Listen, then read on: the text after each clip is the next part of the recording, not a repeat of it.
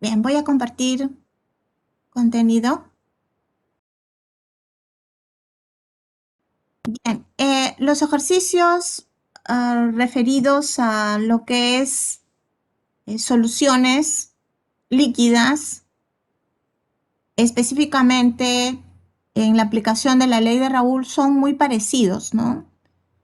Un sistema donde hay un recipiente cerrado, creo que ya les había comentado, no es necesario que se diga, ustedes ya lo tienen que considerar así, ¿no? Un recipiente cerrado donde no hay aire, se ha extraído el aire y se coloca líquidos o una solución líquida y los líquidos se evaporan. ¿Cómo pueden saber que los líquidos se evaporan? Porque está en los datos, ¿no? Si leemos entonces el ejercicio 1, dice a 20 grados centígrados las presiones de vapor de etanol y metanol son 44,5 y 88,7 milímetros de mercurio. O sea, si tienen presiones de vapor, es que se evaporan, obviamente, ¿no? Y estos valores son a esta temperatura.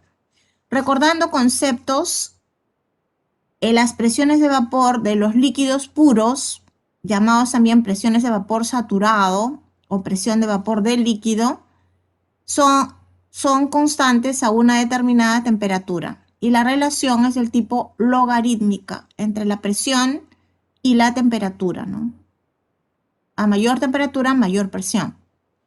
Bien, dice si a esa temperatura, a 20 grados, se forma una solución con 59,8 gramos de etanol y 40 gramos de metanol, o sea, la solución que se estaría preparando sería en la fase líquida, ¿no? Calcule la composición del vapor, o sea, dan de manera indirecta la concentración de la solución etanol-metanol en la fase líquida y piden la concentración en la fase vapor, ¿no? En porcentaje molar. Y bueno, dan los datos de masas moleculares de ambos líquidos, ¿no? Bien, ya lo había comentado en clases, cuando hay ese tipo de soluciones líquidas donde sus componentes todos se evaporan, ¿no? En ese caso etanol y metanol, hay que utilizar la ley de Raoul, pero también de manera simultánea la ley de Dalton. Y digo simultánea porque en este caso piden determinar la composición del vapor, ¿no? Bien, entonces si recordamos, entonces este sistema es un recipiente cerrado donde se ha añadido a 20 grados centígrados 59,8 gramos de etanol y 40 gramos de metanol, ¿no? En líquido, ¿no? Formando una solución. Entonces, como toda solución, se le tiene que asignar una forma de concentración. Y esa, habíamos dicho que la más indicada para este caso era en términos de fracción molar. X o E sería la fracción molar de etanol en la fase líquida, X o M la fracción molar de metanol en la fase líquida. Pero los dos líquidos se evaporan, son volátiles, ¿no? Así lo dicen estas presiones de vapor. Son volátiles y forman en la fase vapor o en la fase gaseosa una solución, como todo gas, ¿no? Que ya no interesa acá su naturaleza, siempre van a formar una solución en la fase gaseosa.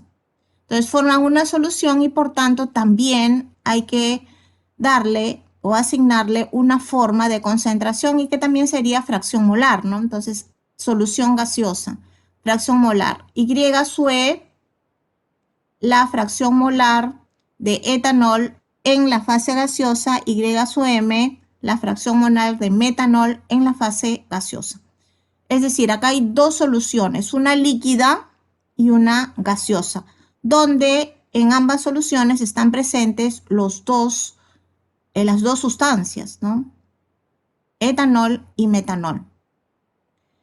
Y les decía que siempre que se tiene esta situación de líquidos que forman dos soluciones, en la fase líquida y en la fase gaseosa, hay que aplicar la ley de Raoult y normalmente, ¿no? Porque la situación lo requiere, también la ley de Dalton, ¿no? ¿Qué nos dice la ley de Raoult? ¿O qué permite la ley de Raoult? Permite determinar la presión parcial que ejerce cada uno de los componentes en la fase líquida, porque se evaporan, ¿sí?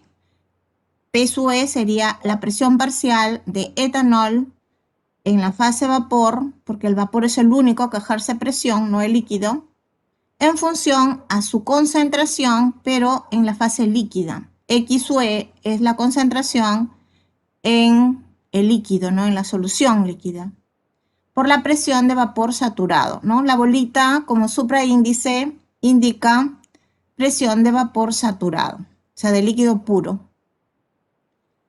Y en cuanto a la ley de Dalton, también permite calcular la presión parcial de ese componente, pero en función a la fracción molar, pero en la fase gaseosa, por la presión total. Y de manera similar sería para metanol, ¿no? La presión parcial de metanol en la fase gaseosa es igual a su concentración en la fase líquida por su presión de vapor saturado. Igual, si consideramos la ley de Dalton, sería la fracción molar de metanol en la fase gaseosa por su presión total. Y esto permite, entonces, estas dos leyes permiten encontrar una relación entre la concentración del etanol o del metanol en la fase líquida y respecto a la fase gaseosa. Bien, entonces si piden la composición del vapor no es otra cosa que determinar la fracción molar, ¿no? La concentración, composición o concentración, en este caso pues sería lo mismo, ¿no? Entonces piden determinar este valor en la fase vapor. Y bueno, los datos son suficientes como para hacerlo, ¿no? Como se tiene acá datos de presión de vapor saturado, se tiene estos dos valores, ¿no? Conocidos. Y además se tiene la cantidad de líquido, ¿sí? 59,8 gramos de etanol y 40 gramos de metanol. O sea, cómo se formó esta solución líquida. De tal manera que estos valores permiten tener, ¿no? Usando pues las masas molares, las moles de etanol, las moles de metanol y por tanto esta fracción molar, ¿no? Esta concentración en la fase líquida, ¿no? Entonces esto sería conocido en realidad, ¿no? Y si esto es conocido, la presión parcial es conocida, ¿no? Las presiones parciales conocidas. Si se suma, se tendría la presión total.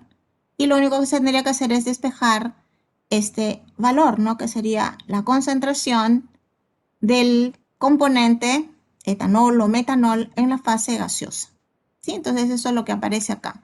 Entonces primero el cálculo de concentraciones en la solución líquida, X sub E, los 59,8 gramos de etanol, estas serían las moles de etanol, estas las moles de etanol y estas serían las moles de metanol, ¿no? Los 40 gramos de metanol.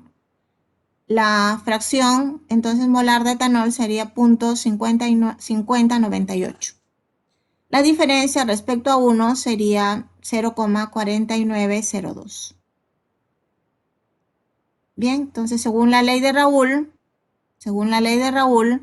la presión parcial de etanol sería su concentración por su presión de vapor saturado, ¿no? Lo que acá está, 0.5098 por su presión de vapor saturado, que es 44,5, ¿no? Y sale ese valor, 22,6861 en milímetros de mercurio, ¿no? Porque esto está en milímetros de mercurio. Y en el caso del metanol, sería algo similar el cálculo, ¿no? 0.4902 por su presión de vapor saturado, que es mayor, ¿no? Sí, porque es metanol, ¿no? más liviano, más fácil se evapora. 88,7 y sale 43,4807 en milímetros de mercurio. La presión total sería entonces la suma de las presiones parciales, ¿no?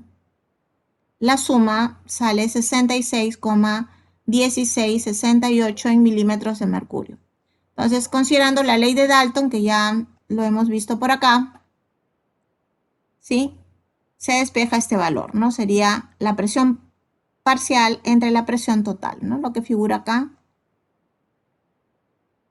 Este valor, bueno, copiando, ¿no? Sería 22,6861 la fracción de etanol por la presión total que está acá, ¿no?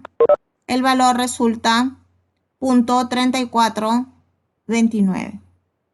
La diferencia respecto a 1 sería la fracción molar de etanol en la fase gaseosa, 0.6571. La respuesta sería esta, o si quieren presentarla de otra forma, sería multiplicado por 100, ¿no? 34,29 y 65,71. Bien, esa sería entonces la solución para este ejercicio. No sé si tienen alguna pregunta, de lo contrario voy a plantear otro problema que ya ustedes lo tienen que meditar en su casa, ¿no? Que podría venir en la prueba, que sería una variante de este problema. ¿Alguna consulta sobre este ejercicio? Profesora, buenas noches. Buenas noches. Buenas noches. Si fueran tres compuestos, bueno, Tres eh, componentes de la solución. tres componentes, ¿qué Tendríamos hace lo lo mismo? mismo. Ya, Esta ley es para n componentes, pero todos tienen que ser volátiles. Si uno no es volátil, no ejerce presión de vapor, ¿no? ¿Sí? gracias, profesora. Sí, o sea, si hay acá n componentes en la fase líquida, los n componentes se evaporan, ¿no? Y los n componentes tienen que tener presión de vapor, pues, ¿no? O sea, si se trata de un problema similar de n componentes, todos tendrían determinadas presiones de vapor saturado, ¿no? Y todos se evaporan, por tanto, y forman dos soluciones igual, ¿no? Con n componentes en la fase líquida y con n componentes en la fase gaseosa. Y el tratamiento es similar. Claro que acá tendría que haber más datos, pues, ¿no? Para eh, dar respuesta a la pregunta, ¿no? Ujú. Claro, porque hay n componentes. Bien, ¿alguna otra pregunta? Bien, Profesora, en el caso en que en el examen, por ejemplo, tome con solamente dos componentes, ¿podría también dividir las dos ecuaciones, las dos igualdades que están ahí? claro, como Los divido, elimino la presión total y puedo hallar la relación entre el número de moles en estado gaseoso. claro, como ustedes deseen plantearlo, ¿no? Pero lo que sí, repito, hay la necesidad de tener que usar las dos leyes, ¿no? La ley de Raoul y la ley de Dalton. La ley de Raoul que tiene que ver con concentración en la fase líquida y la ley de Dalton con concentración en la fase vapor. Obligado tiene que usar las dos leyes. Si no, pues no sería viable, ¿no? El cálculo. Ahora ustedes lo pueden acá pues hacer el cociente, en fin, ¿no? Como ustedes deseen. Bien, ¿alguna otra pregunta? ¿No? Bien, la variante que quiero hacer este problema y se los dejo para ustedes, para que lo analicen más, es el siguiente. Y, y para poner énfasis también, ¿no? En la ley de Raoul. La ley de Raoul tiene esta expresión, como ya lo he mencionado, pero esta concentración de etanol y de metanol vamos a decirle, la inicial. ¿En qué sentido? En el sentido de que ¿no? Se prepara la solución con 59,8 gramos de etanol y 40 gramos de metanol. ¿Y por qué digo la inicial? Porque luego se evapora, ¿no? Entonces, al inicio había 59,8 gramos de etanol, pero como se evapora en la fase líquida, ya no va a haber 59,8 gramos, porque una parte se evaporó. ¿Sí? Lo mismo en el caso de metanol. 40 gramos de metanol había inicialmente en la fase líquida. Con eso es que se ha hecho el cálculo de esta concentración, ¿no? Pero después que se evapora, después de un tiempo, cuando se logra alcanzar el equilibrio, ya no va a haber 40 gramos de metanol, va a haber una cantidad menor. ¿Y por qué menor? Porque se evaporó. La suma de las masas va a ser este valor, en el caso del etanol y en el caso del metanol. La suma de cuánto hay de líquido después que se evapora y se logra alcanzar el equilibrio. La suma de las masas de etanol en la fase líquida y en la fase vapor es esta.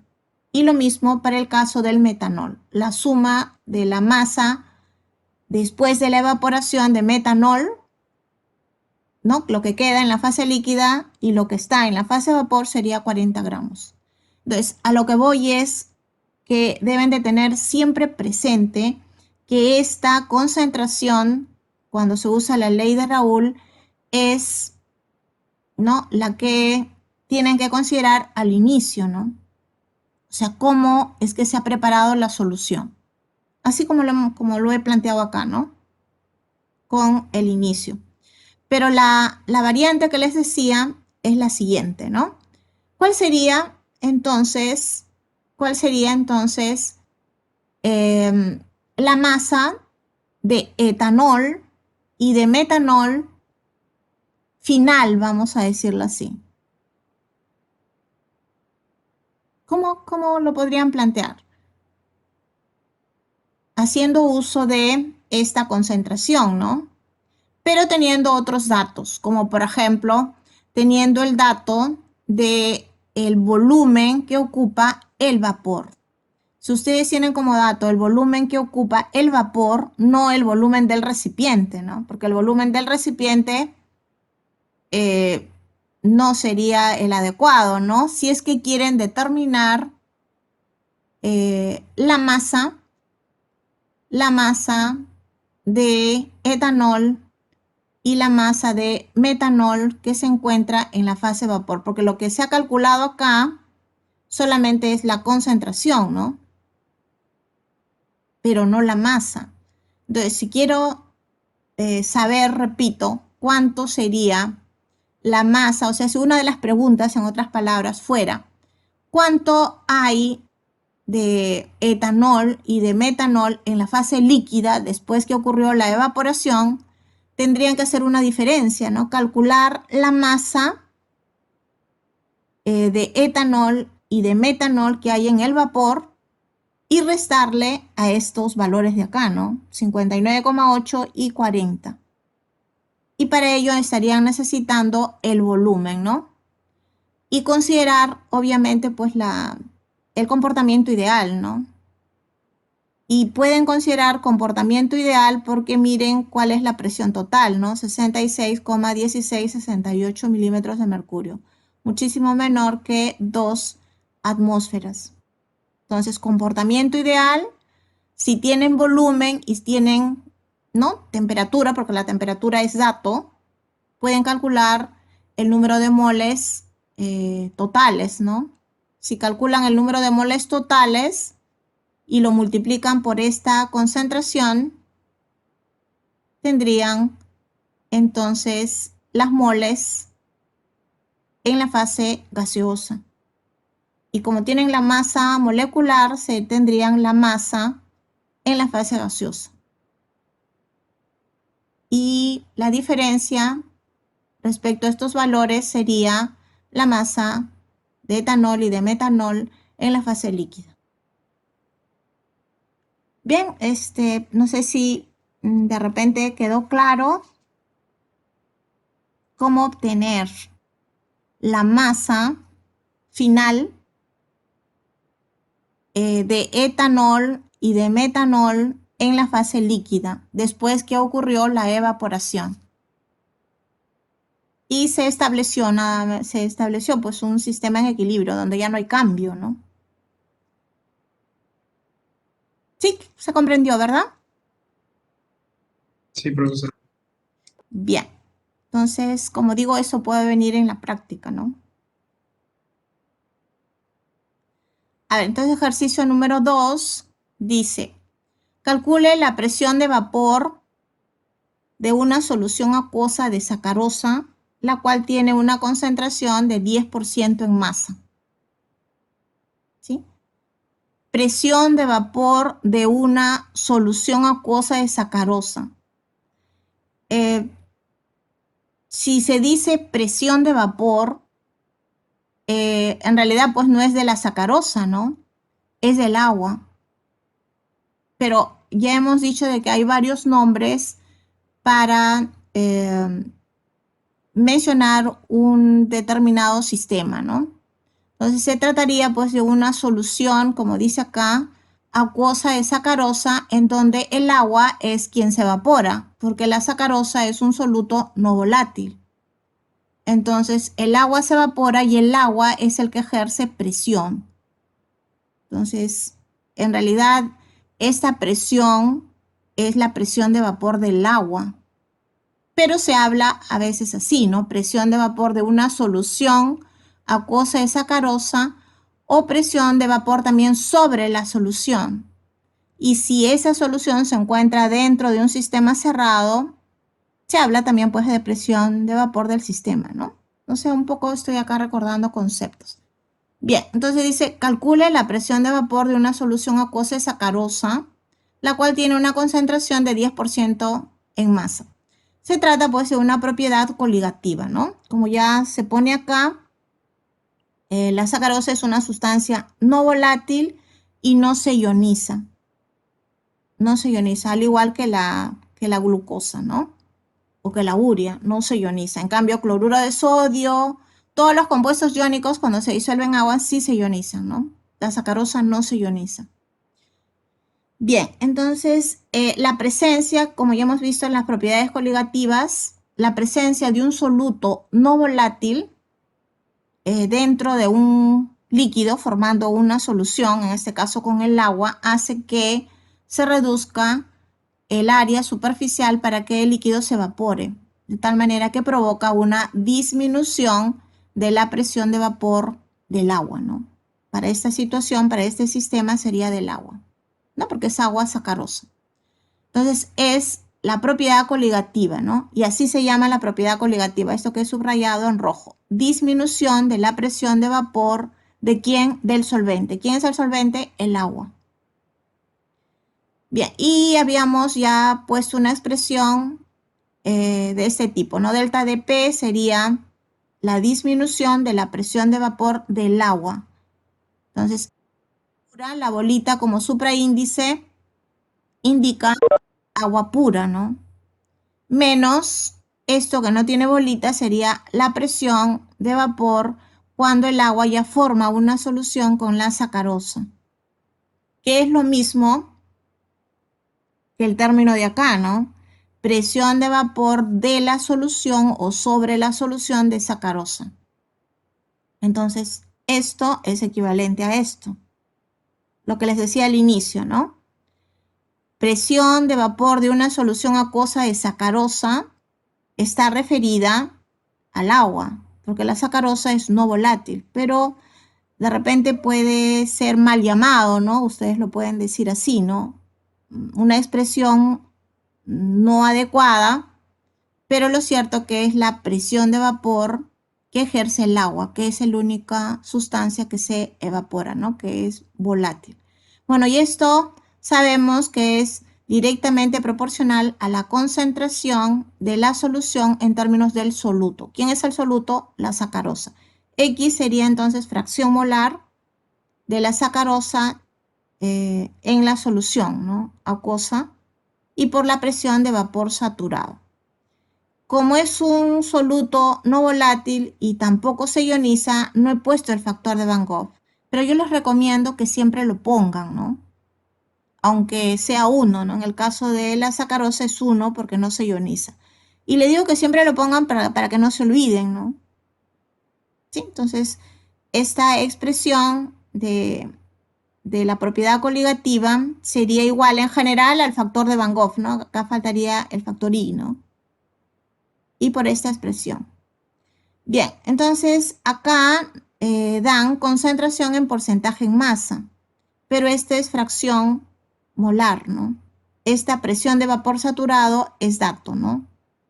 23,69. Entonces, para calcular la presión, este valor de acá, ¿no? En esta igualdad se necesita conocer solamente ese valor, ¿no? O sea, este se despeja, ese valor se tiene que calcular previamente porque estos dos valores son iguales y conocidos, ¿no? Bien, entonces es cambiar simplemente las unidades o convertir concentración, porcentaje en masa, a fracción molar, ¿no? Que ya también tenemos conocimiento, ¿no? Normalmente se toma como base 100 gramos de solución y como la concentración es 10% en masa, las concentraciones, bueno, ya se ha mencionado que lo normal es expresarla en función al soluto. En este caso sería 10% en masa de sacarosa. No se dice, pero así se tiene que considerar. Pero también podría ser en términos del solvente, ¿no? De manera excepcional, pero ahí sí hay que indicarlo, ¿no?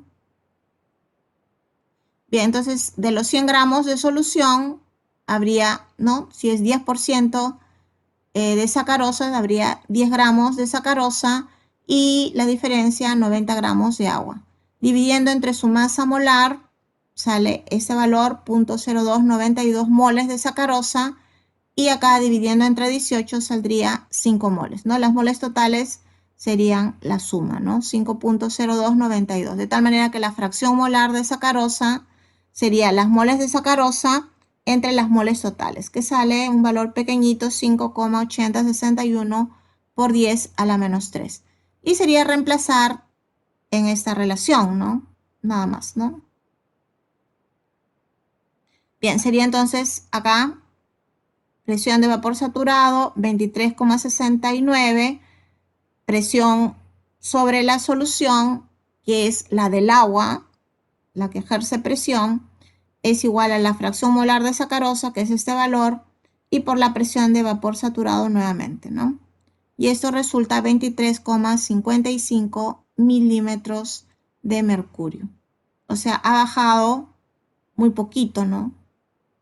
Pero hay una disminución de la presión de vapor, ¿no? Bien, ¿alguna consulta de este ejercicio? No, ¿verdad? Bien, vamos al otro entonces.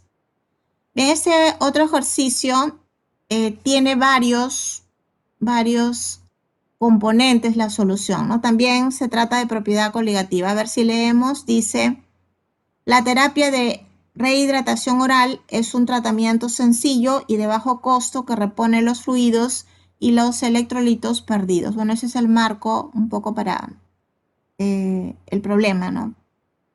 Dice, la solución acuosa, o sea, el solvente es agua, usada para la terapia de rehidratación, bueno, dice rehidratación, tiene la siguiente composición en porcentaje en masa. 0.34% de cloruro de sodio, 0.29% de citrato de sodio, 0.15% de cloruro de sodio y 1,96% de glucosa. Bien, entonces está formada por 4 sustancias, o sea, 4 sustancias serían los solutos y el agua sería el solvente, ¿no? La expresión de la concentración, si hay varios solutos, es por cada soluto, ¿no? Bien, dice, las sustancias antes mencionadas, o sea, se refiere a los 4 solutos, se disociaron en un 95%, pero en un 95% aquello que es disociable, ¿no? Por su naturaleza química. de las 4 sustancias, ¿quiénes se pueden disociar? Este es un compuesto muy conocido que se ioniza o se disocia, ¿no? Cuando se disuelve en agua, dando iones sodio y iones cloruro. De tal manera que acá habría que aplicarle el factor de Van Gogh, ¿no? En el caso del citrato de sodio, también, ¿no? Se ioniza, dejando en libertad 3 iones sodio. Acá es un ion sodio y un ion cloruro. Acá son 3 iones sodio y un ion citrato, ¿no? O sea, también hay que aplicar el factor de Van Gogh, ¿no? Acá también, al igual que el cloruro de sodio, se ioniza un ion potasio y un ion cloruro. Igual el factor de Van Gogh. Mientras que la glucosa, al igual que la sacarosa, no se ioniza. Son moléculas que quedan como tales, ¿no? Al disolverse en agua. Entonces, este valor de 95% se estaría aplicando a estas 3 sustancias. O sea, no se ionizan al 100%, sino al 95%. Bien. Bueno, y piden sobre esta información que se calcule el punto de ebullición normal de la disolución. Punto de ebullición normal de la disolución. Bien, entonces cuando habla de punto de ebullición normal, significa de que el dato que están dando es presión externa o presión para determinar el punto de ebullición, una atmósfera, ¿no? Bien, bueno, y dan las masas, fórmula en la parte última, ¿no? del texto del problema. Bien, entonces, punto de ebullición, nuevamente se trata de una propiedad coligativa, ¿no? Entonces, cada vez que se hable de presión de vapor, de punto de ebullición, de punto de congelación o de presión osmótica, son propiedades coligativas, ¿no? En donde siquiera tiene que haber un soluto que no sea volátil, ¿no? Para hablar de propiedades coligativas. Y un solvente que sea volátil, que en este caso es el agua, ¿no? Y es el único que ejerce presión de vapor. Los demás no, porque son no volátiles. Bien, acá hay 4 sustancias que hacen las veces de soluto. Y si recordamos, las propiedades coligativas, su naturaleza no interesa, ¿no? Lo que interesa es cuántas partículas están presentes en solución. Y en ese sentido, entonces, es que la propiedad se suma dependiendo, o sea, se suma de acuerdo a la cantidad de componentes que tiene. En este caso, la expresión sería como sumatoria, ¿no? O sea, la representación general de la propiedad es esta. Elevación, como es ebullición, es elevación del punto de ebullición, ¿de quién? Del solvente. ¿Quién es el solvente? Agua. Y como es elevación, sería temperatura de ebullición de la solución menos la temperatura de ebullición del agua pura, ¿no? Y como es punto de ebullición normal, esto sería el agua pura a una atmósfera hierve a 100 grados, ¿no? Significa que ese valor va a ser ligeramente mayor a 100 grados, ¿no? Porque se eleva.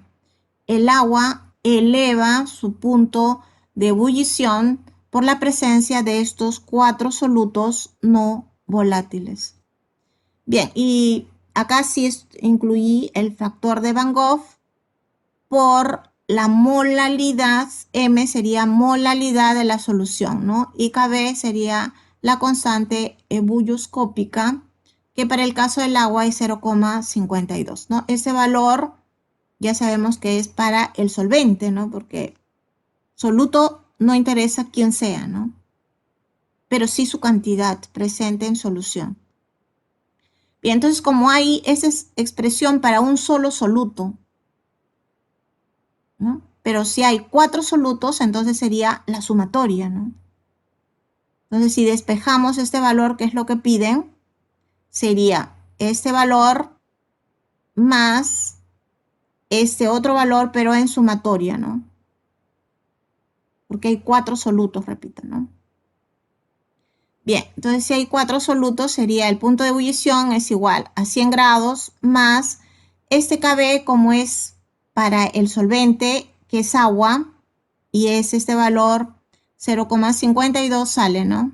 Como factor común, y quedaría entonces I por M, ¿no? Y el factor de Van Gogh y M, la molalidad de la solución para cada uno de los solutos, porque cada soluto va aportando un valor a la elevación del punto de ebullición, ¿no? Entonces sería el factor de Van Gogh para el caso del cloruro de sodio por la molalidad de la solución en base al cloruro de sodio. Y lo mismo sería para el citrato de sodio, para el cloruro de potasio y para la glucosa.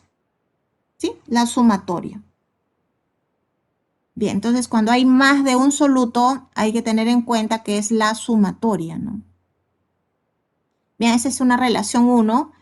Y por acá serían los factores de Van Gogh para los 4 solutos. Para el caso de la glucosa sería 1 porque no se ioniza. En cambio, para los otros 3, cloruro de sodio, citrato de sodio y cloruro de potasio, sí se ioniza. Entonces el factor de Van Gogh es mayor que 1. ¿Sí? Es 1 cuando no se ioniza, pero es mayor que 1 porque se ioniza. La cantidad de partículas aumenta, ¿no? Antes de ionizarse era como 1 y después de ionizarse es más, ¿no? Porque pasa a ser iones, ¿no?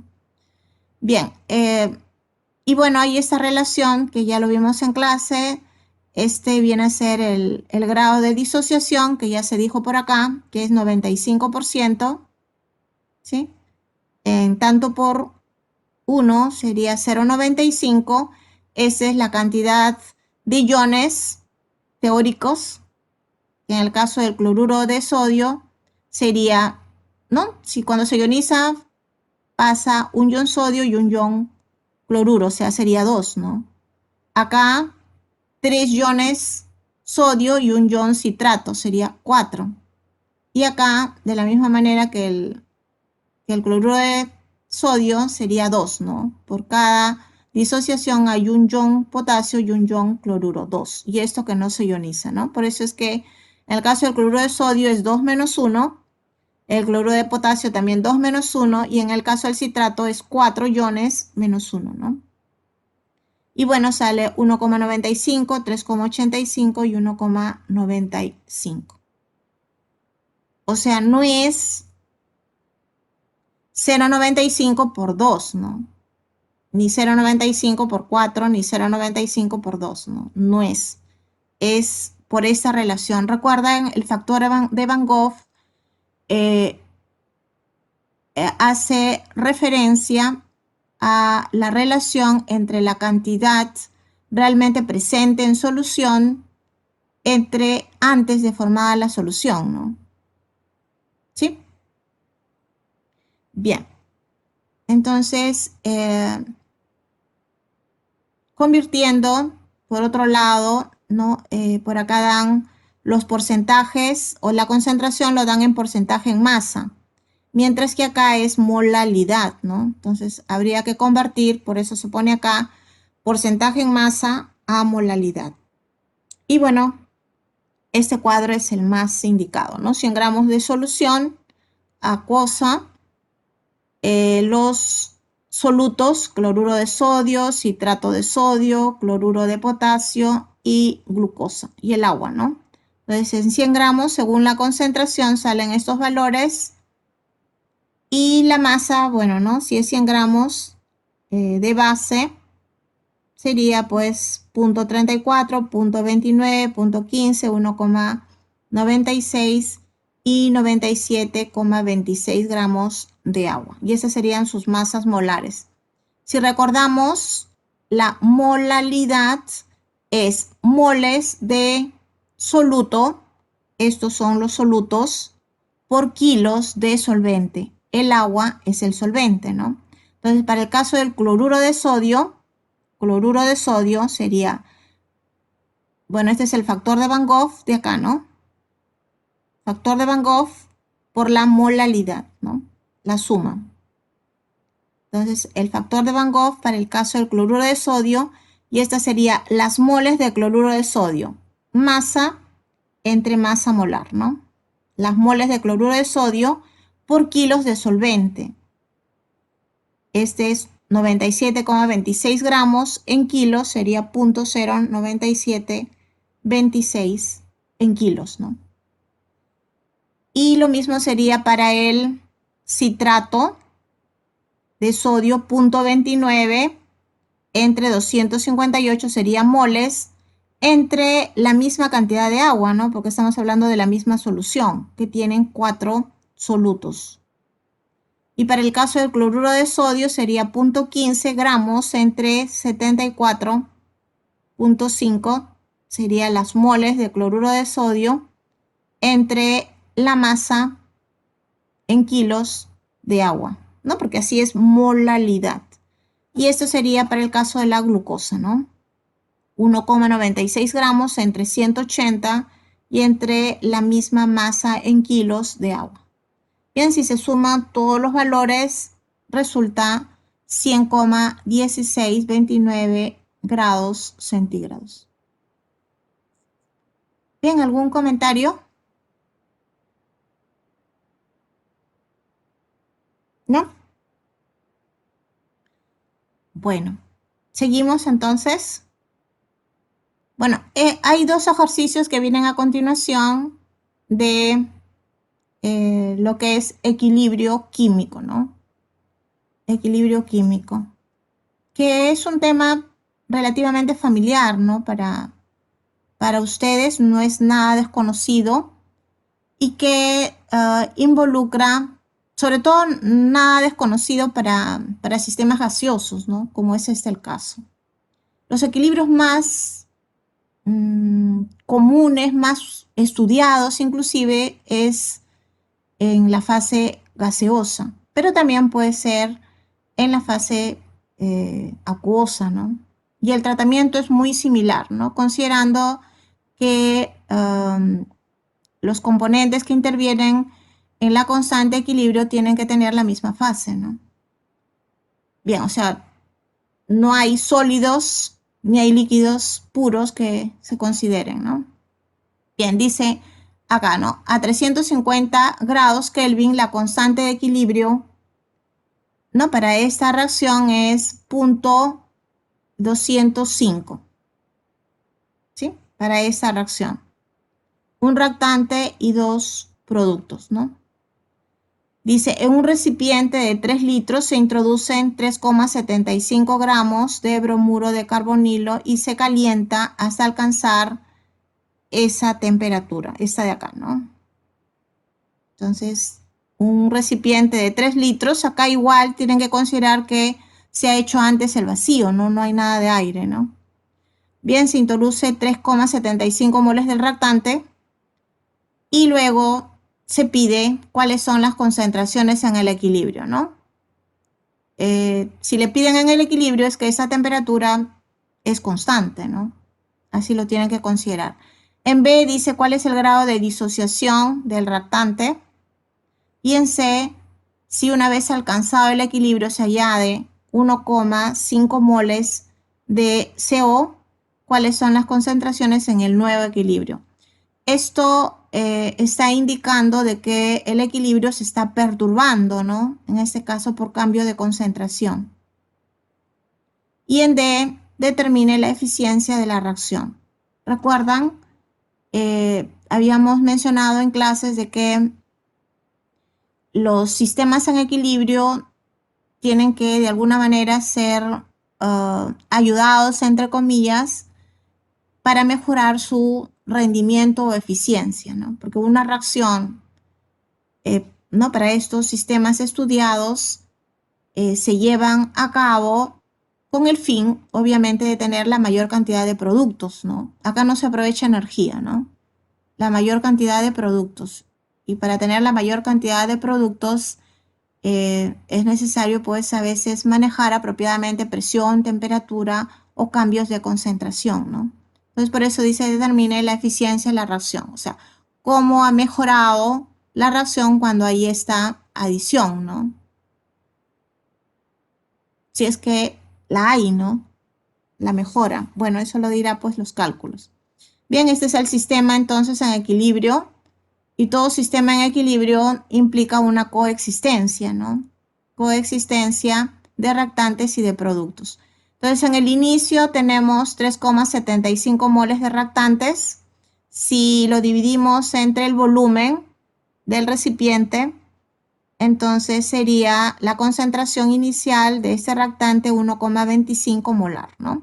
Se puede trabajar con moles, como sabemos, o con concentración. Yo les recomiendo que si hay datos suficientes, mejor trabajen con concentración, ¿no? Porque a veces se olvidan, ¿no? Y no dividen entre el volumen. Bien, entonces 1,25 molar. Y considerando pues que de este reactante reacciona X, ¿no? Reacciona X para formar los productos, ¿no? Entonces en el equilibrio sería, lo que queda del reactante sería 1,25 menos X, y lo que se formó en la proporción estequiométrica, ¿no? X y X.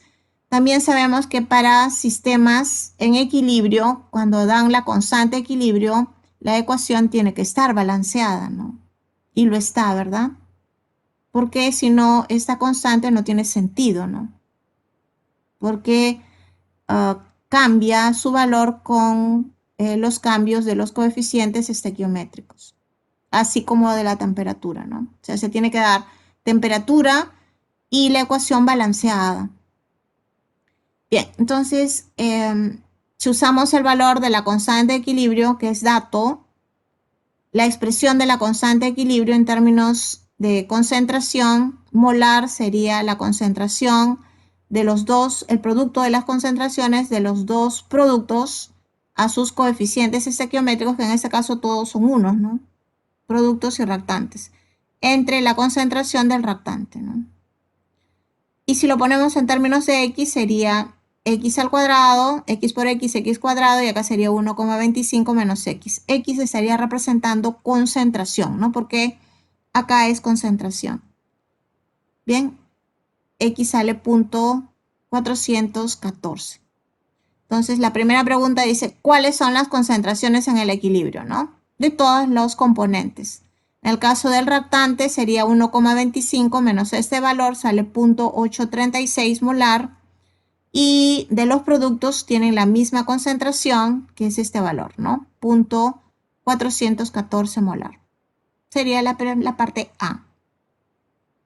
En la parte B dice cuál es el grado de disociación del reactante. El grado de disociación sería lo que reaccionó respecto a lo que había inicialmente, ¿no? Grado de disociación entonces del reactante sería lo que reaccionó X.414 entre lo que había inicialmente. Y es en tanto por uno, ¿no? El grado de disociación, pero también podría darse en tanto por ciento, ¿no? Que en este caso sería 33,12% de disociación. Pero normalmente es grado de disociación es en tanto por uno. Pero dar ese valor o dar ese otro, pues hay que en tal caso indicarlo con la expresión de porcentaje, ¿no? Bien, en C dice, si una vez alcanzado el equilibrio se añade 1,5 moles de CO, ¿cuáles son las concentraciones en el nuevo equilibrio? Es decir, este sistema en equilibrio es perturbado porque se está cambiando la concentración de uno de los componentes. Porque se puede añadir de repente otra sustancia que no forme parte ¿no? del equilibrio. Entonces, el equilibrio pues no sería desplazado si la adición fuera muy lentamente, ¿no? Pero como forma parte del equilibrio, sí, ¿no? Y lo inmediato es si se adiciona esta sustancia, el equilibrio, según Le Chatelier, se va a desplazar hacia la izquierda, es decir, hacia donde se consuma este componente, ¿no? ¿No? Porque así dice el principio de Le Chatelier, ¿no? El equilibrio se perturba, pero se desplaza hacia un lado o hacia otro, de tal manera que se compense dicha perturbación, ¿no? Bien, entonces el equilibrio se desplaza hacia la izquierda y al inicio entonces en estas condiciones, estas serían, ¿no? Antes de perturbarse el equilibrio, estas serían las condiciones de reactante 0.836 molar y de productos 0.414, ¿sí? El equilibrio se desplaza hacia la izquierda, entonces significa de que va a reaccionar ambos para dar origen a esta sustancia, ¿no? Pero acá hay que considerar la adición de 1,5 moles, ¿no? Como esta es concentración, entonces acá hay que dividirlo entre los 3 litros para que también sea concentración, ¿no? Bien, entonces la suma de esto va a ser 0.914 para este componente, para el CO, ¿no? Que sería la inicial, digamos, ¿no? Entonces, esta concentración es la inicial del bromuro de carbonilo. Para el CO, monóxido de carbono, sería 0.914 y para bromo sería 0.414, la concentración inicial. Si se desplaza hacia la izquierda, entonces va a reaccionar de esta sustancia y de esta otra y acá se va a formar I, ¿no? O sea, va a ser más I, ¿no? Como lo podemos apreciar acá. Bien, entonces, si reacciona I, va a ser 0.914 menos I, 0.414 menos I, y acá va a ser este valor más I.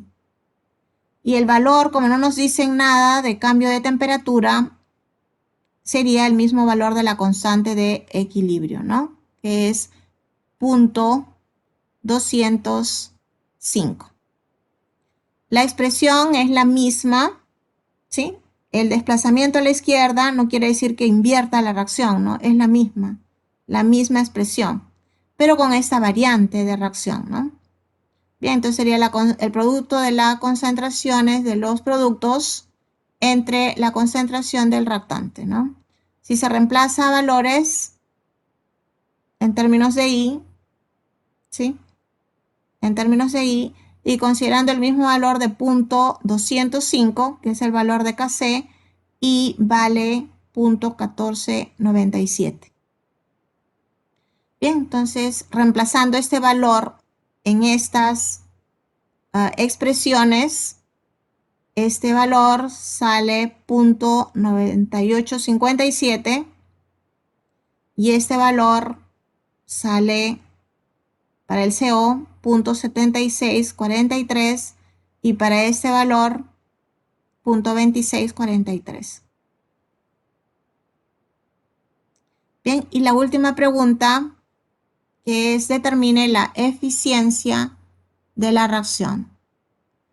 Para la determinación de la eficiencia de la reacción, tienen que considerar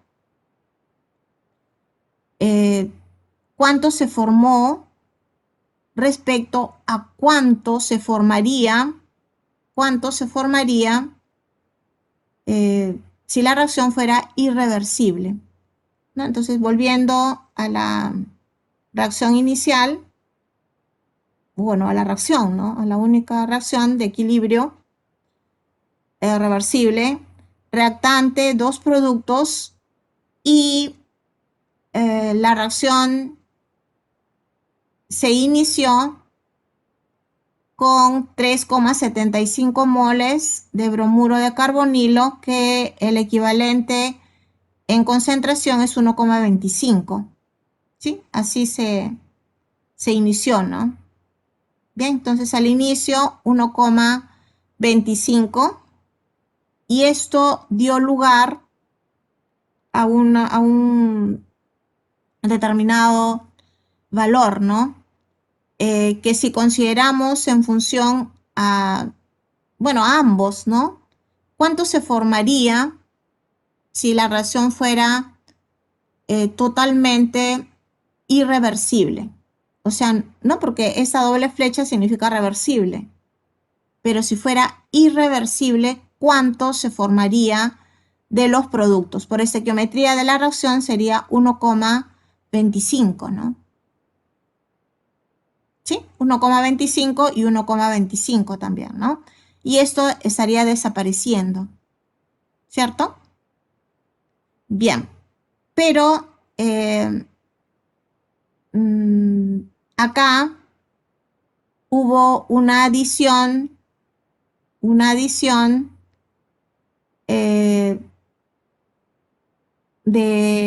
1,5 moles de monóxido de carbono que dio lugar a que la reacción fuera hacia la izquierda, y hacia la izquierda pues de hecho que no ha favorecido para tener una mayor eficiencia, ¿no? En la reacción, sino por el contrario, ¿no? Entonces por eso es que acá se está considerando el bromo, ¿no? Ya que esto no dio posibilidades de mejora de la reacción, todo lo contrario más bien, ¿no? Bien, entonces acá si consideramos a bromo, debió formarse 1,25. Pero ¿cuánto se tuvo al final? Este valor de acá, ¿no? 0.2643. Bueno, acá debió ser C, ¿no? 0.2643. Entonces, eso es lo que debió formarse, repito, si la reacción hubiera sido irreversible, 1,25 y esto desaparecía, ¿no? Si fuera irreversible. Pero ¿cuánto se tuvo al final? Este valor de acá, 0.2643, ¿no? Bien. Y esto entonces da un rendimiento de 21 o una eficiencia de 21,14%. Bien, ¿alguna pregunta? Profesora, Sí.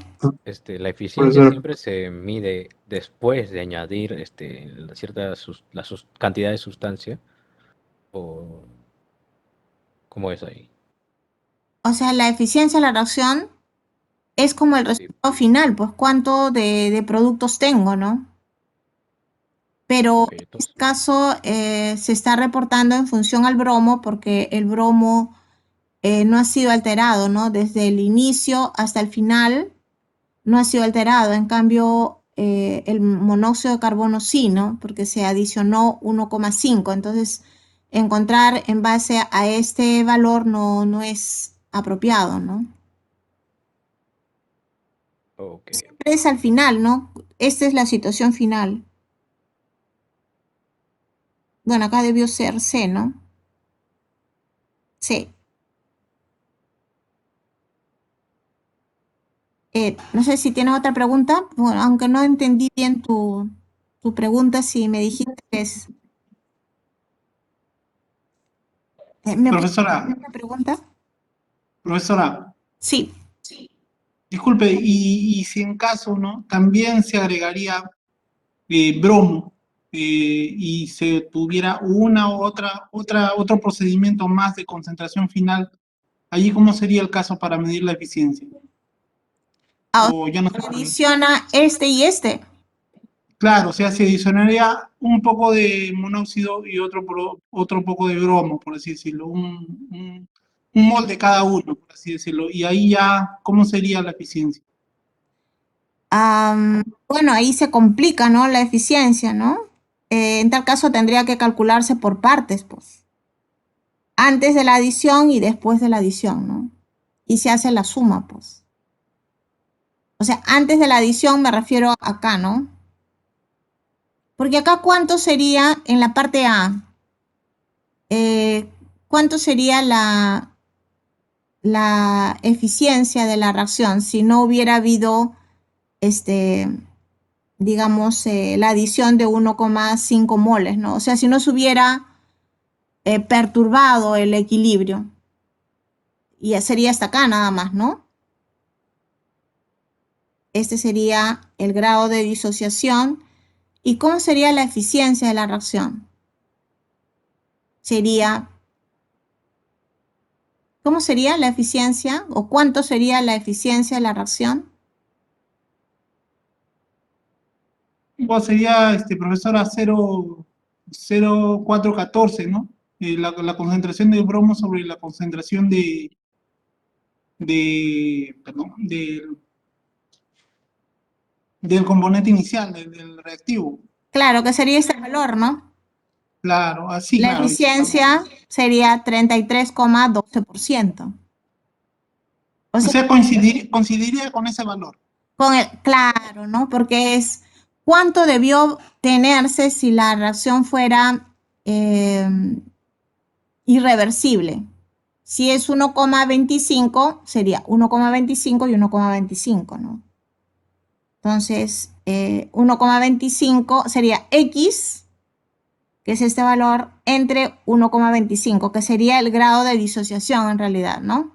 O sea, el grado de disociación en tal caso estaría coincidiendo con la eficiencia de la reacción antes de la adición de los 1,5 moles de CO, ¿no? Y miren, este valor está siendo disminuido porque se agregó pues algo, ¿no? O sea, en lugar de agregarse más reactante para mejorar la eficiencia, se debió de repente retirar el producto, ¿no? Y ahí sí, si se retiraba el producto, allí sí la eficiencia aumentaría, ¿no? Pero acá dice se añade 1,5 moles de CO, ¿no? Si queremos mejorar la eficiencia, sería se retira 1,5 moles de CO o una cantidad de bromo, ¿no? Y ahí sí, la eficiencia sería mayor al 33,12%. A ver, vamos a hacer otro ejercicio parecido en el sentido de que también piden la eficiencia de la reacción. Dice, una mezcla que contiene 84 gramos de nitrógeno, 128 gramos de oxígeno y un mol de NO se calienta hasta alcanzar una determinada temperatura, la cual permanecerá constante, produciéndose la siguiente reacción, ¿no? Entonces, nitrógeno con oxígeno forma NO. Fase gaseosa todos. La mezcla en equilibrio contiene 90 gramos de NO, o sea, del producto, ¿no? Si el volumen se reduce a la mitad y se adiciona 2 moles de nitrógeno, en este caso es reactante, ¿no? Se restablece el equilibrio a la misma temperatura y piden dos cosas. La composición de la mezcla en el equilibrio en porcentaje molar y la eficiencia de la reacción. Bien, entonces son datos en masa. Si se pasa moles de nitrógeno sería 84 entre su masa molar 3, moles de oxígeno, su masa entre su masa molar 4, y bueno, acá ya directamente dan las moles de NO, ¿no? Bien, entonces acá sería moles, acá estaría trabajando con moles, porque se puede trabajar con moles o con concentración, como ya lo habían indicado, ¿no? Pero siempre lo recomendable, en el caso de que se tenga datos, es mejor trabajar con concentración. Pero bueno, depende en cómo ustedes, digamos, se acomoden mejor, ¿no? En este caso no hay, pues, ¿no? Y se pone al final, pues, ¿no? Bien, entonces, moles ¿no? Para esta reacción de nitrógeno, moles de oxígeno 4 y las moles iniciales de NO. Y entonces el sistema va a reaccionar nitrógeno con oxígeno para formar NO más NO. ¿Cuánto reacciona de nitrógeno X? Y como la relación es de 1 a 1, será la misma cantidad de oxígeno, ¿no? Bien, y acá ¿cuánto formará de NO? 2 veces X, ¿no? De tal manera que en el equilibrio queda 3 menos X, pero X es moles, ¿no? 4 menos X en oxígeno y 1 más 2X en moles. Y según este dato, dice la mezcla en equilibrio contiene 90 gramos de NO. Es decir, 90 gramos, 1 más 2 veces X es igual a 90, ¿no? Si se divide entre su masa molar, que es 30, sale 3, de tal manera que X vale 1, ¿no? Porque este es moles. X vale 1. Entonces, el Kc no lo dan, pero se puede precisar, ¿no? Por los datos. Sería la concentración de NO elevado al cuadrado, porque acá sí es 2 el exponente, entre la concentración de nitrógeno y de oxígeno. En este caso, como X vale 1, la concentración de NO acá es 1 más 2, ¿no? Sería 3. En el equilibrio entonces es 3, como acá se puede ver, ¿no? 3 entre el volumen para que sea concentración, ¿no? Y elevado al cuadrado. En el caso del nitrógeno sería 3 menos 1, 2 entre el volumen, y en el caso del oxígeno 4 menos 1 sería 3 entre el volumen. Y bueno, se cancela volumen y sale el Kc igual a 1,5, ¿no? O sea, el Kc ya es conocido. Bien,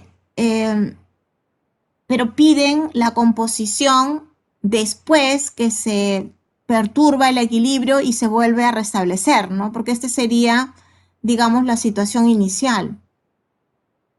Hasta acá, ¿no? La situación inicial. Luego se perturba, dice, si el volumen se reduce a la mitad y se adiciona 2 moles de nitrógeno, o sea, hay aparentemente 2 perturbaciones, ¿no? Digo aparentemente, pero en realidad hay 2 perturbaciones. Si el volumen se reduce a la mitad, no influye, ¿no? Porque acá ya si tenemos la ecuación balanceada, la suma de moles es 2 y acá es 2, ¿no? O sea, la reducción del volumen a la mitad no tiene influencia sobre el desplazamiento del equilibrio. ¿Sí? Pero sí cuando se adiciona 2 moles de nitrógeno. Si adiciono 2 moles de nitrógeno, el equilibrio se va a desplazar hacia la derecha, ¿no? Según Le Chatelier, para compensar esa adición. Y en este caso estaría favoreciendo la eficiencia de la reacción, porque si se desplaza hacia la derecha hay más productos, ¿no? Formados. Bien, como se dice acá.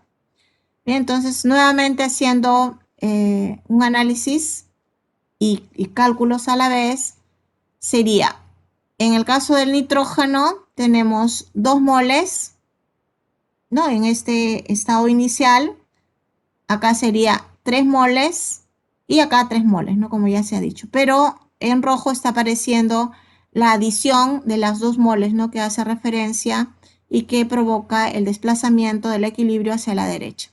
De tal manera que si reacciona I con esta perturbación de nitrógeno y de oxígeno, sería 4 menos I en el equilibrio, 3 menos I, ¿no? Porque se desplaza hacia la derecha.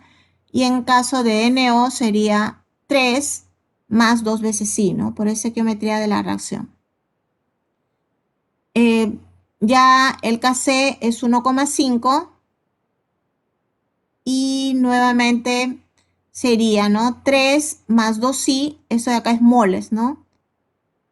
Pero como hemos visto, el B sería entre B cuadrado, ¿no? Y por acá también sale B cuadrado, o sea que el B se elimina, volumen se elimina y podríamos ponerlo solamente en términos de moles, ¿no? Entre la concentración de nitrógeno y de oxígeno. Y sale 0,4. De tal manera que las moles entonces totales, si la calculamos, sería 3 más 2 veces I, que sale ese valor, ¿no?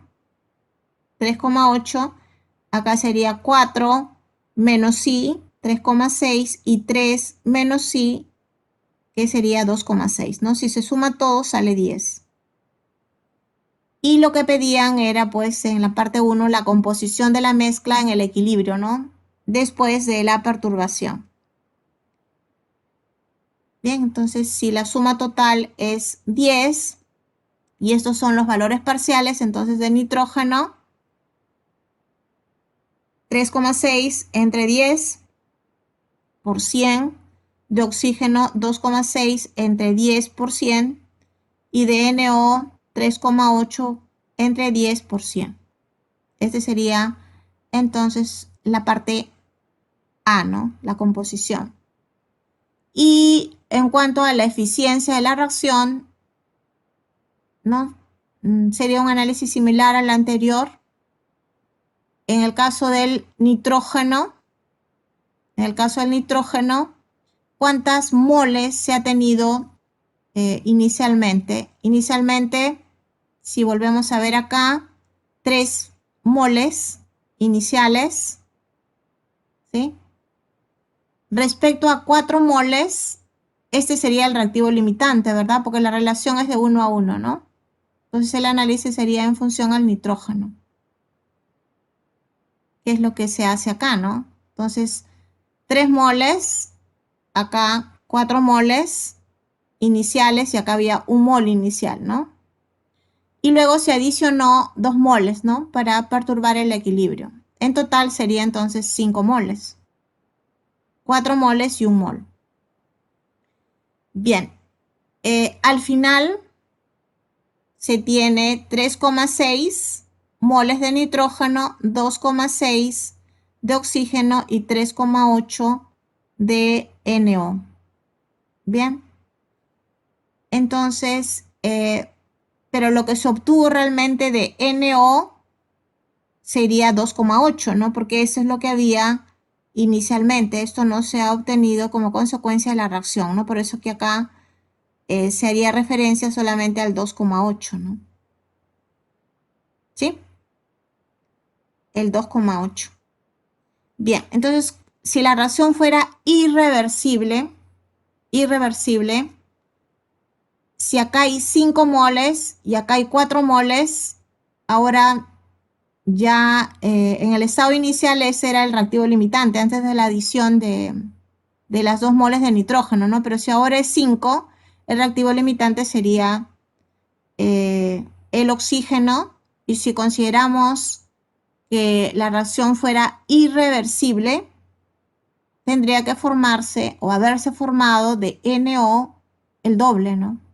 Es decir, 8 moles. Pero ¿cuánto se formó en la reacción? 2,8.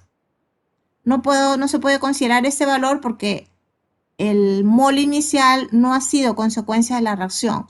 No ha sido consecuencia de la reacción por la presencia de 3 moles iniciales, 4 moles iniciales, ni siquiera cuando se adicionó 2 moles, ¿no?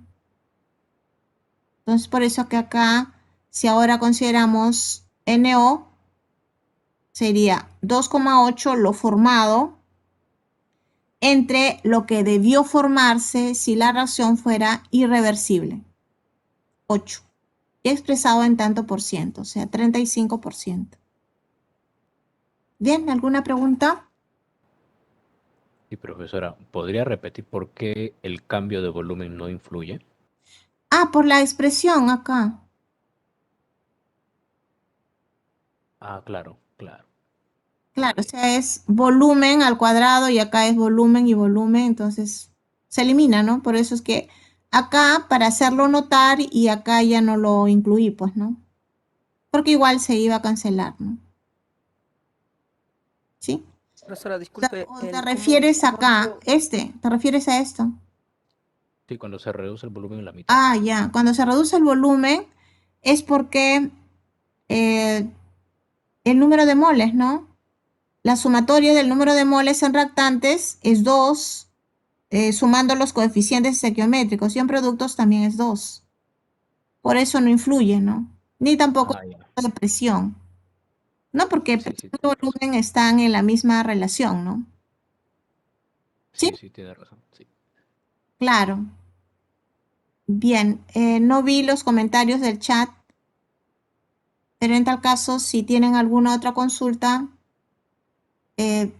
hacer uso del micro, ¿sí? Sí, Profesora, Sí, sí, escucho. ¿Sí? Alexander, tú pregunta. Sí, es sobre la eficiencia, o sea, no lo entendí muy bien por qué era 8. O sea, al final. Ya. Al inicio, a ver si lo vemos por acá, el problema indicaba de que se tenía 84 gramos de nitrógeno, 128 de oxígeno y 1 mol de NO. Que acá se ha hecho el cálculo, ¿no? Moles iniciales de nitrógeno 3, de oxígeno 4 y de NO 1, ¿no? Pero después en el problema mismo se dice de que se adiciona 2 moles de nitrógeno. Y eso es lo que se ha considerado acá, ¿no? Entonces, había inicialmente 3 moles de nitrógeno, 4 moles de oxígeno y 1 mol de NO. Pero se adicionó y por eso se perturbó el equilibrio y se desplazó hacia la derecha porque se adicionó 2 moles. Es decir, en total, en el sistema han habido 5 moles de nitrógeno. 5 moles de nitrógeno. Pero de las 5 moles han reaccionado y al final quedó 3,6, ¿no? Reaccionó para ¿Ya? formar NO, ¿no? Al igual que de manera estequiométrica, pues reaccionó el oxígeno, ¿no? Y quedó 2,6 de oxígeno. ¿Cuánto se formó con esta cantidad? Con esta cantidad, 5 moles de nitrógeno y 4 moles de oxígeno. ¿Cuánto se formó de NO? Solamente 2,8 como consecuencia de la reacción, porque ya al inicio había 1 y en total hay 3,8, ¿no? Según lo que acá se ha calculado, ¿no? Entonces lo que se formó como consecuencia de la reacción es 2,8. Repito, porque había antes 1. Entonces acá la eficiencia de la reacción solamente se considera lo que se formó, 2,8. Pero tu pregunta iba O sea, en el sentido el de 8, este valor de 8, ¿no? Pero un poco aclarando, ¿no? Bien, cada vez que ustedes quieran determinar la eficiencia de una reacción, tienen que considerar el denominador, cuánto se hubiera formado si la reacción fuera irreversible. Cuánto se hubiera formado, porque esto es lo que realmente se ha formado, 2,8. Entonces, ¿cuánto se hubiera formado?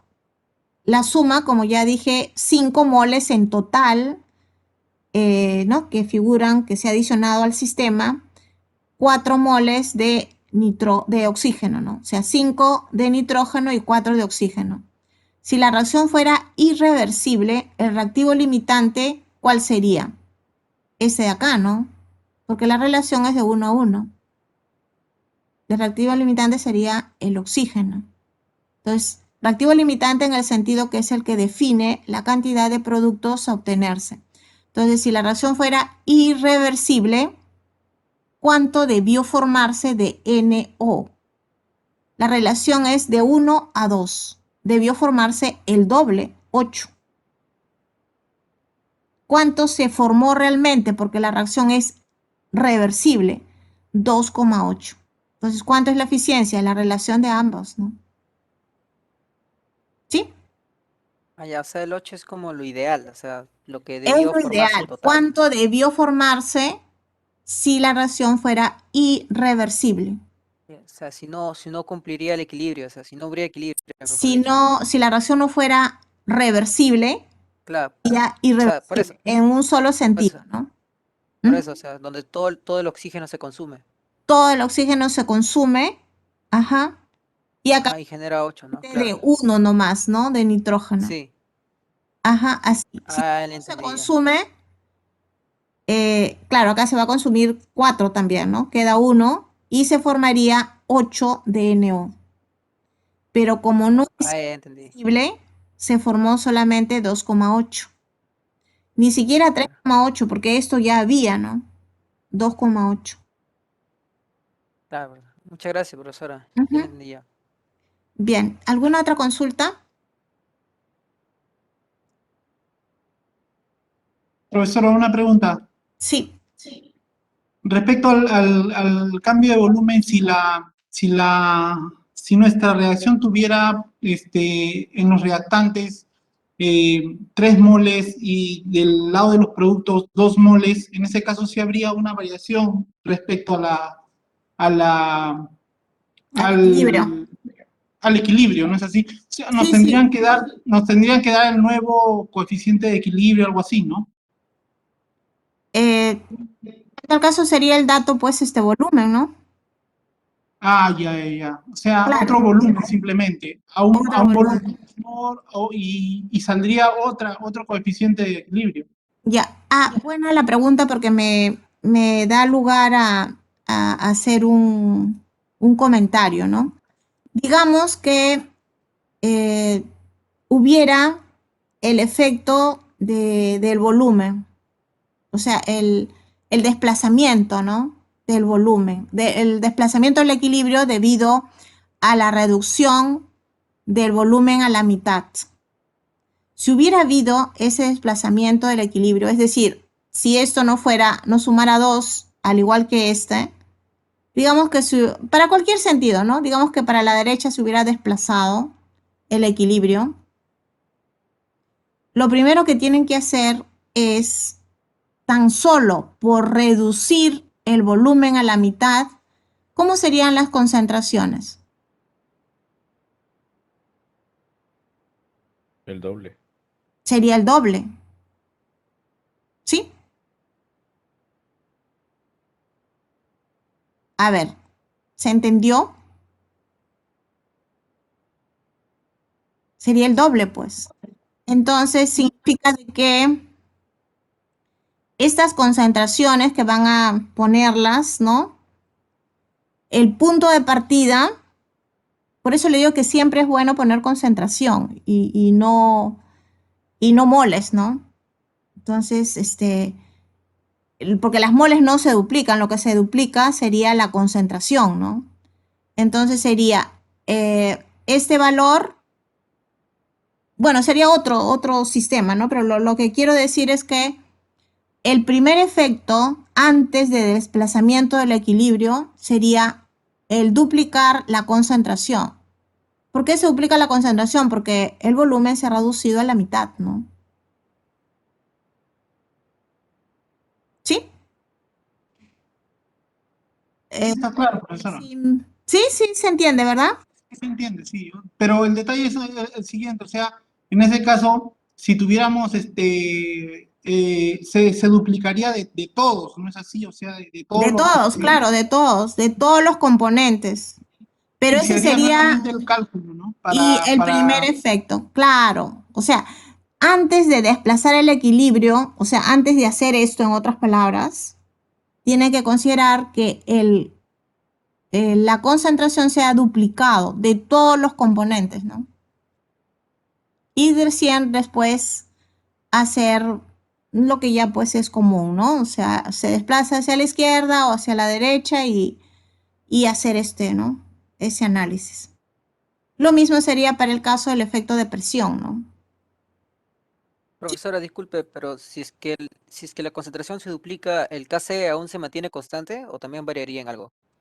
No, el Kc es único si la temperatura es la misma. Ese valor va a ser 1,5 si es que no se dice nada del efecto de temperatura. Dice, se restablece el equilibrio a la misma temperatura. Si es a la misma temperatura, el valor, no cambia. Se mantiene. Claro, el duplicarse las concentraciones, el Kc va a ser el mismo, porque es en la misma proporción, ¿no?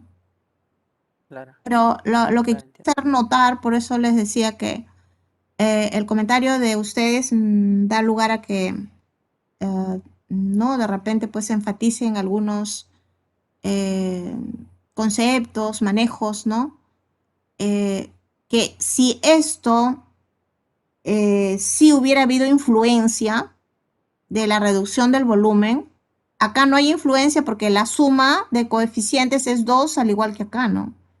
Pero si hubiera sido diferente, digamos que acá hubiera sido 1 y acá 2, ¿hacia dónde se desplaza? Hacia la izquierda, ¿no? ¿Sí? Hacia donde hay A ver, jóvenes, Menor cantidad de moles. Menor número de ¿hacia moles. dónde hay? Claro, si hay reducción de volumen, ¿hacia dónde hay la menor cantidad de moles? Pues, ¿no? Ujú. Bien, entonces, eso es lo que tienen que tener en cuenta antes de hacer el desplazamiento hacia la derecha o hacia la izquierda. Bien, no sé si tienen otra pregunta. ¿No? Vamos a hacer en lo que resta del tiempo algunos otros ejercicios rapidito de lo que es cinética química, que ya hicimos varios, ¿no? Si revisan ustedes lo que hemos hecho en clase, van a ver que también hemos hecho algunos ejercicios de la ley de Raoul y de propiedades coligativas. Más bien faltó sí para este tema de equilibrio químico, pero bueno, ya lo estoy compensando con estos dos ejercicios, ¿no? Bueno, este es el resumen de que lo tienen que tener presente, ¿no? Para la práctica de la próxima semana. Respecto a la ley de la velocidad, ¿no? Hemos visto para orden 0, para orden 1 y para orden 2, ¿no? La expresión de la velocidad, y esta es velocidad instantánea, ¿no? Velocidad instantánea, es decir, es la variación de la concentración respecto al tiempo, es una derivada, ¿no? Y se expresa en términos de reactante. Hemos visto cuando hay un solo reactante, en este caso el reactante le estoy llamando A, ¿no? Entonces sería la variación, o sea, la derivada de la concentración de A respecto al tiempo. Hay que también tener en cuenta que concentración puede cambiar en el caso de sólidos, como lo vimos del uranio, recuerdan un ejercicio que hicimos del uranio 238 me parece. Como es un sólido, entonces ya no sería concentración, sino masa, ¿no? En el caso de sólidos, masa. Bien, y bueno, y estas son sus expresiones integradas, ¿no? Esto se iguala a este factor de acá y al integrarse resulta esta expresión, ¿no? De concentración en función del tiempo. Y K es la constante de velocidad. Y esta es la expresión para el tiempo de vida media, ¿no? Para todos los casos. Para 0 es lineal, para orden 1 también es lineal, solamente que es logarítmico. Y para orden 2 también es lineal, pero es la inversa de la concentración. Bien, dice este ejercicio. Para la reacción P, un solo reactante que forma R y S, ¿no? Con diferentes coeficientes estequiométricos. Dice, el valor de la constante de reacción a cierta temperatura es 1,5 por 10 a la menos 3 litros por mol segundo. Y preguntan en A cuál es el orden de la reacción.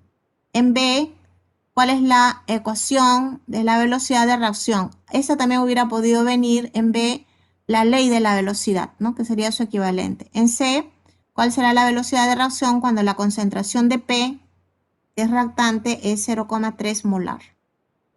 Y en D, respecto al resultado obtenido en C, cuál es la velocidad de formación de R y de S.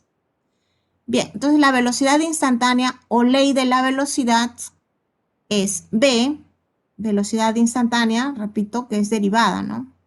Derivada sería de la concentración de P respecto al tiempo, ¿no? Con signo negativo.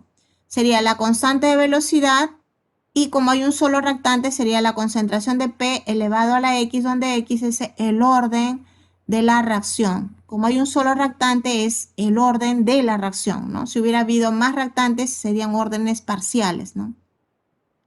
Bueno, y acá sería 1,5 por 10 a la menos 3, que es la constante de velocidad, ¿sí? La constante de velocidad y por la concentración de P elevado a la X. El que den las unidades de la constante de velocidad nos va a permitir saber directamente cuál es el orden de la reacción, ¿sí? Porque K sería la velocidad. La velocidad se expresa en términos, ya lo hemos dicho, de concentración molar sobre segundo. Y concentración molar es moles por litro. En este caso sería, acá sería moles sobre litro segundo. ¿Sí?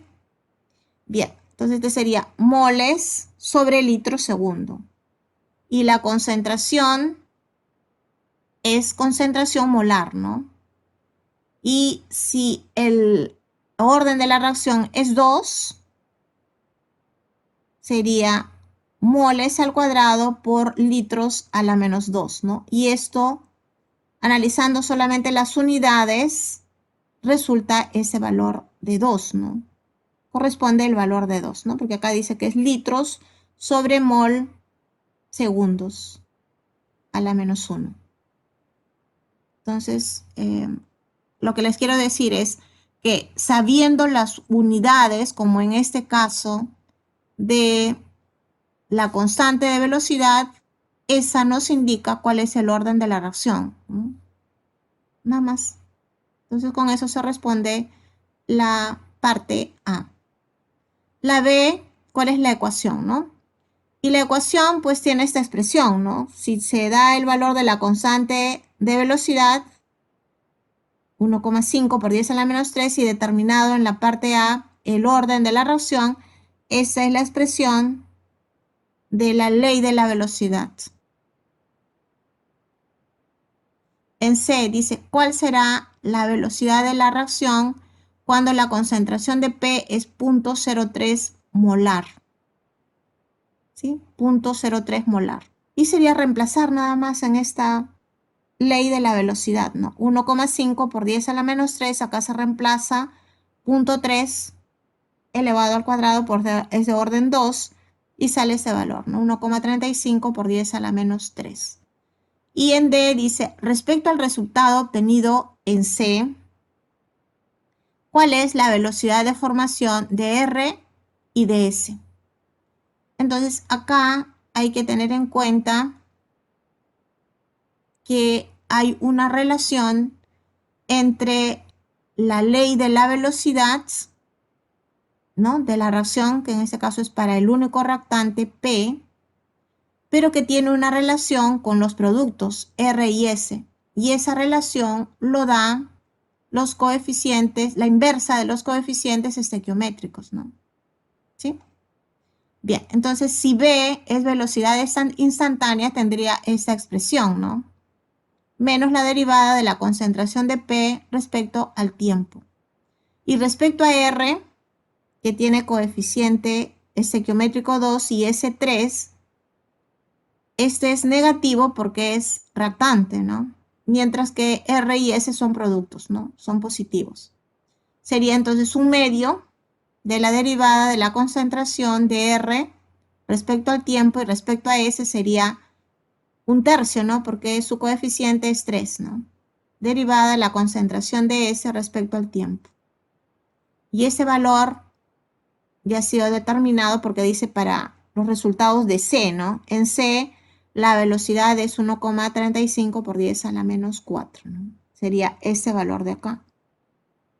Y bueno, solamente es despejar ese valor, ¿no? Porque piden cuál es la velocidad de formación de R y de S, ¿no? Bien, entonces sería acá el doble de R y el triple para S, ¿no? Bien, entonces no olvidar que hay una relación entre velocidades asociadas a reactantes y a productos, ¿no? ¿Y cuál es esa relación o cómo se puede encontrar esa relación? Por la inversa de los coeficientes estequiométricos, ¿no? Como se ha expresado acá. Bien, ¿alguna pregunta? Bien, si no hay, seguimos. Bueno, este es un ejercicio similar al que ya hemos hecho. Dice, para la siguiente reacción, A más B da, ¿no?, C y D. Se obtuvieron los siguientes datos experimentales, ¿no? Estos son los datos experimentales. Experimento 1, experimento 2, experimento 3. Dice, determine la velocidad promedio de formación de C. C es producto, ¿no? Por eso se dice formación de C, porque si no es desaparición de reactantes, ¿no? A y B. Cuando la concentración de A es 0.25 molar y la concentración de B es 0.15 molar. Bien, entonces habría que precisar cuál es la ley de la velocidad, ¿no? Y la ley de la velocidad tiene esta expresión. La ley de la velocidad es velocidad instantánea y es la constante de velocidad por el producto de las concentraciones de quién, de los reactantes. En ese caso son dos reactantes. Nada tiene que ver la expresión de la ley de la velocidad con respecto a productos. Pero sí hay una relación, como ya sabemos, de esta velocidad con los productos, ¿no? Que lo da la inversa de los coeficientes estequiométricos, ¿no? Pero como expresión misma solamente es en función de reactantes. X e Y vienen a ser los órdenes parciales de la reacción respecto X, respecto a A y respecto al reactante B. Los datos dan lugar a obtener el valor de X, de Y y de K. Como ya lo hemos visto en otros ejercicios hechos en clases, simplemente reemplazando datos, ¿no? Por ejemplo, para el experimento 1, la velocidad 0.005, ¿no? ¿Cuándo ha sido eso? Cuando la concentración de A es 0.1 y la de B también 0.1. La de A 0.1, la de B 0.1. ¿Sí? Y lo mismo sería para el experimento 2, ¿no? La velocidad es 0.010, la concentración de A 0.2 elevado a la X, la de B 0.1 elevado a la Y y todo multiplicado por K. Y en el experimento 3, similar, ¿no? La velocidad 0.02, la concentración de A 0.2 elevado a la X, la de B 0.2 elevado a la Y y todo multiplicado por K. Y simplemente haciendo pues un cociente de 2, la relación 2 entre la relación 1 y la relación 3 entre la relación 2, resultan los valores de X, de Y y de K. ¿Sí? Entonces un manejo de datos relativamente sencillos y con eso se tiene la ley de la velocidad ya definida completamente, ya no solamente como expresión, ¿no? Porque acá ya hay valores, ¿no? Entonces la velocidad sería 0.5, que es la constante de velocidad, por el producto de las concentraciones de los reactantes. Los órdenes de la reacción son orden 1 y el orden de la reacción es la suma, ¿no? Es 2. Eso también no olvidar, ¿no?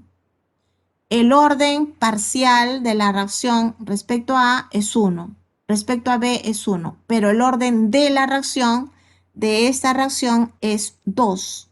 Es la suma de X más Y, ¿no? X más Y sería 2. Y bueno, lo que piden acá es determine la velocidad promedio de formación de C cuando las concentraciones tienen estos valores, ¿no? Bien, entonces la velocidad se reemplaza para la concentración de A 0.25, la de B 0.15 se tiene la velocidad.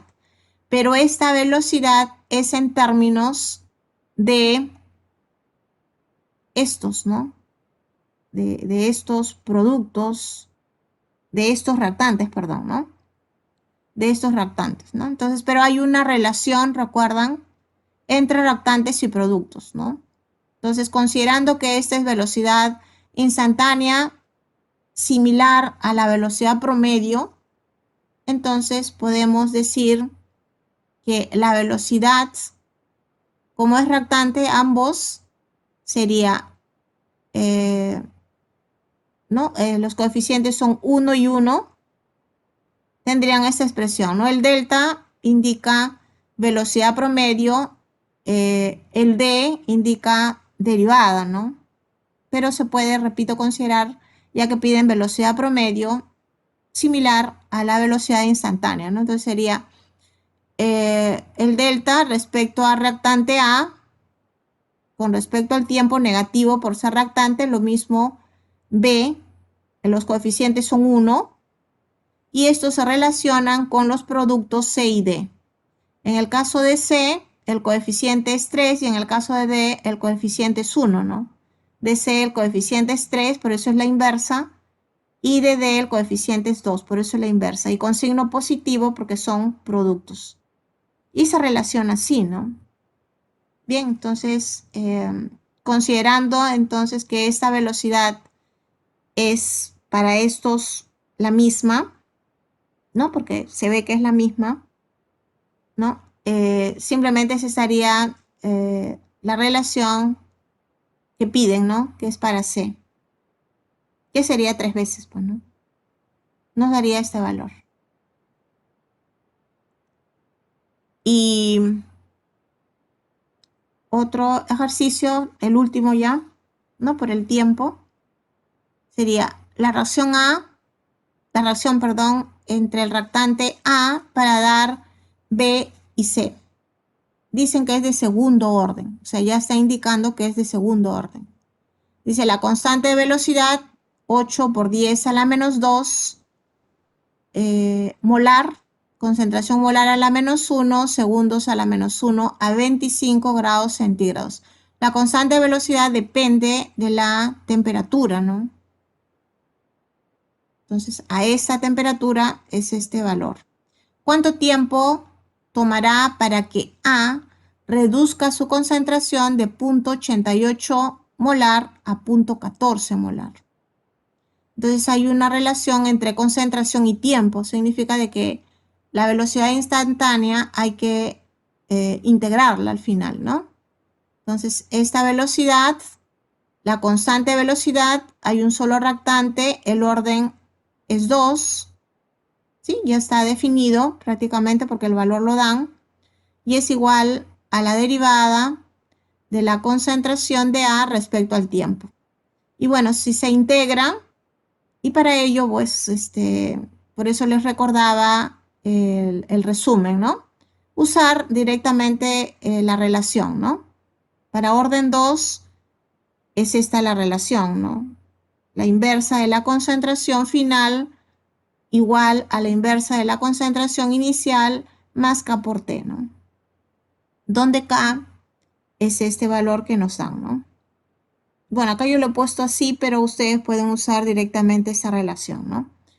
Y acá solamente se reemplaza datos, ¿no? Entonces dice, ¿cuánto tiempo tomará para que A reduzca su concentración de 0.88 a 0.14? Es decir, la concentración final, porque A es reactante, ¿no?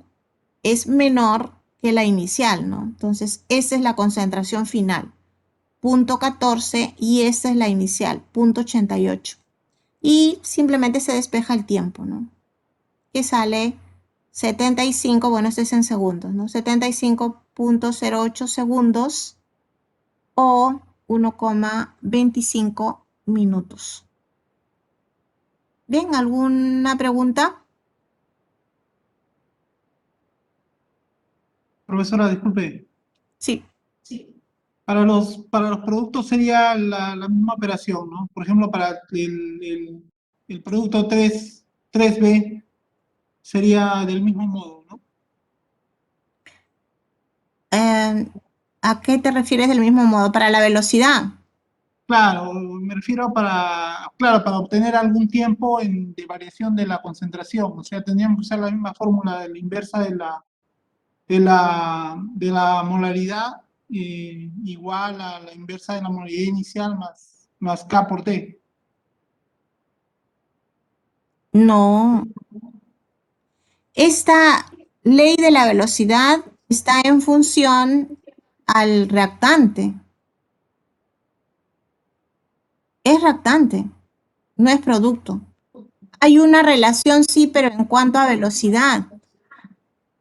Entonces, por eso le decía, o sea, solamente funciona en el caso claro, sí, tiene razón. En el caso de ser reactante nada más, ¿no es así?